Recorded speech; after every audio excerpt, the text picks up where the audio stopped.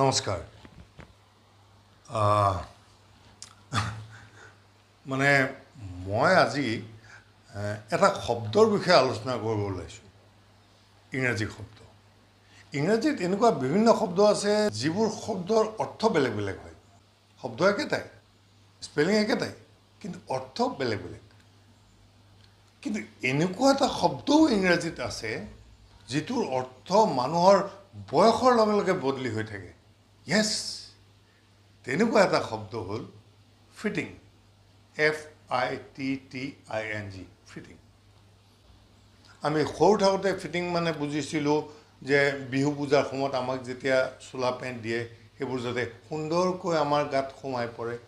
পেণ্টটো যাতে খুলকি নপৰে কাপোৰৰ ক্ষেত্ৰত অৱশ্যে বেলেগ কাপোৰটো অকণমান লুজ ফিটিং হ'লে ভাল মানে আমাৰ ই বৰ বেছি বাঢ়িছে অলপ লুজ ফিটিং দিয়া অলপ বেছি দিন যাব সেইটো চলিছিল আমাৰ একো আপত্তি নাছিল আমাক মানে নতুন কাপোৰ লাগে নহয় জানো আচ্ছা তাৰপিছত আমি ডাঙৰ হ'লোঁ ডাঙৰ হৈ আমি কলেজ পালোঁ কলেজ পাওঁতে আকৌ ফিটিঙে মুঠ সলালে তেতিয়া কিন্তু ফিটিংটো অলপ বেলেগ হৈ গ'ল অলপ গহীন গম্ভীৰ হ'ল তেতিয়া ফিটিংটো এনেকুৱা আছিল বাহ আজি দেখোন একদম ফিটিং হা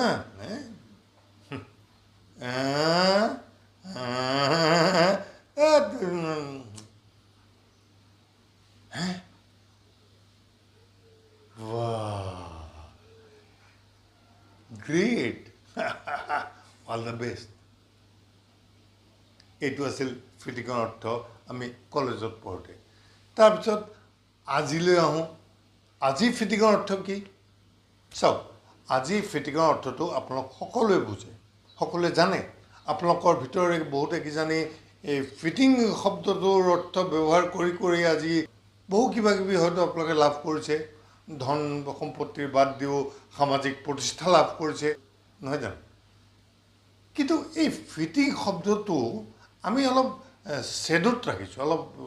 আন্ধাৰত ৰাখিছোঁ এই শব্দটো অলপ পোহৰ পাব লাগে আমাৰ ল'ৰা ছোৱালীবোৰৰ পাঠ্যক্ৰমত দিব লাগে ফিটিং বা কলেজ ইউনিভাৰ্চিটিৰ পাঠ্যক্ৰমত আহিব লাগে ইয়াৰ ওপৰত ৰিচাৰ্চ হ'ব লাগে ডেভেলপমেণ্ট হ'ব লাগে থেচিছ লিখিব লাগে ডক্টৰেট পাব লাগে ফিটিঙৰ ওপৰত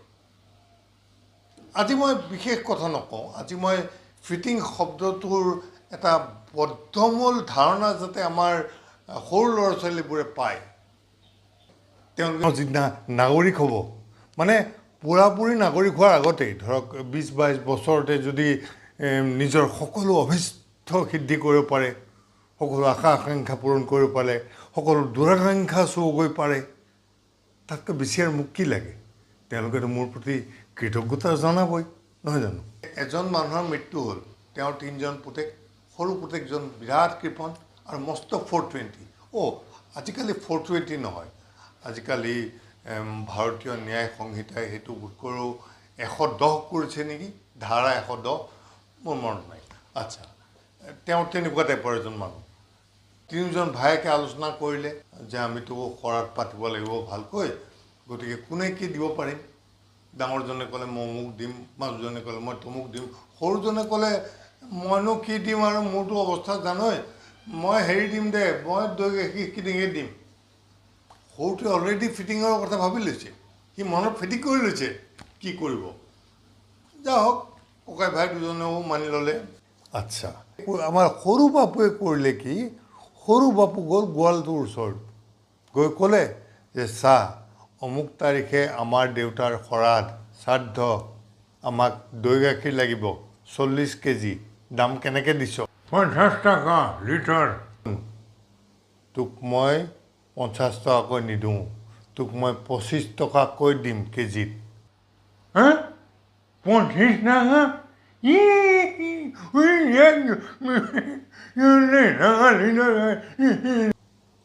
শুনচোন শুনি ল তই কথাখিনি নুশুন কিয় তোৰ পৰা মই দৈ ল'ম 20 কেজি কিন্তু তই দেখুৱাবি মোক 40 কেজি দিয়া বুলি তাৰমানে 20 কেজি দৈ দিবি আৰু 20 কেজি পানী দিবি বিছে বিছে কিমান হ'ল 40 এই 40 কেজি মই তোক 25 টকাকৈ দিম হিচাপ মিলিল নে নাই মই বদনাম হৈ যাম এইয়া শুনচোন তই আৰু আছে শ্ৰাদ্ধৰ দিনা মানুহবোৰে খাই থকাৰ সময়ত তই মোক কাষত থিয় হৈ থাকিবি মই তোক বিৰাট গালি পাৰিম মানুহবোৰে মোক কমপ্লেইন দিব নহয় ইমান বেয়া দৈ তেতিয়া মই দুখটো তোৰ ওপৰত জাপি দিম তোক মই গালি পাৰি থাকিম কিন্তু এটা কথা তোক মই মুখেৰেহে গালি পাৰিম অন্তৰেদি তোক মই বেয়া নাপাওঁ বুজিছ আচ্ছা সেই গালি পৰা সময়খিনি তই তলমূৰ কৰি যদি থাক তোক মই আৰু 100 টকা দিম বকচিচ হ'বতো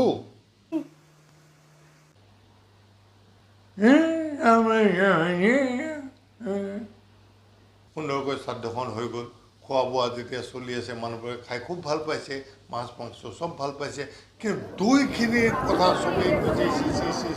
কি খোৱালেও কি দৈও এইখিনি কোনে দিছে ক'ৰ পৰা আনিছিলে এইখিনি দৈ তেতিয়া সৰু পুতেকটোৱে কৰিছে কি সি গৈ পেলাই গোৱালটোক গালি পাৰি আছে গোৱালটোক কৈ আছে তোৰ কাৰণে আজি মই ইমান লাজ পাইছোঁ ইমান বেয়া দৈ দিছ তোক মই ইমান ভাল দৈ দিব ক'লোঁ তই ইমান বেয়া পনীয়া দৈ দিলি মানুহবোৰেও গালি পাৰিছে তই এনেকৈ গাখীৰ দিয় মানুহক এনেকৈ ঠগ তহঁতে এটা সময়ত তেওঁ পাহৰি গ'ল যে তেওঁ আচলতে ফিটিং তেওঁ নাটক কৰি থাকে পাহৰি গ'ল তেওঁ দিলে নহয় গোৱালটোক ওচৰতে মাৰি বদমাছ বুলি বাবু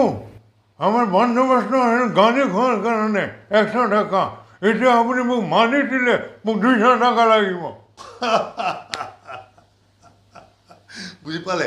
ফিটিং মানে কি এতিয়া ভালকৈ জানি বুজি পালে আপোনালোকে এইটোৱে হ'ল ফিটিং এই ফিটিংটোৰ বিষয়ে প্ৰত্যেকে জনাটো উচিত বুলি ভাবি আজি মই এইটো এটা মোৰ ফালৰ পৰা মানে ছ'চিয়েল ৰেছপনচিবিলিটি বুলি কামটো কৰিলোঁ ঠিক আছে থেংক ইউ